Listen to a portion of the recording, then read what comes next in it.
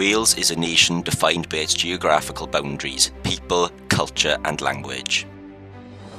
Wales is an ancient Celtic nation with a right to self-determination and independence from the United Kingdom. Cymraeg is the native language of the Welsh and must be protected and promoted with the aim of restoring it as the majority language. Power should be devolved to local communities and systems of direct and participatory democracy should be established. Holiday lets and second homes belonging to either Welsh or outsider should be rendered economically untenable. Wales is not subject to the House of Windsor or the illegitimate Prince of Wales and should strive to abolish the institution of monarchy.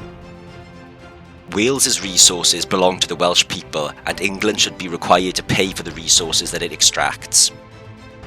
The Welsh economy should not be predicated on limitless growth, but rather should aim to help improving living standards and economic equality.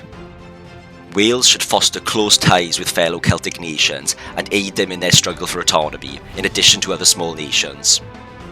Wales should make every effort to end its reliance on fossil fuels and create a green economy in harmony with nature.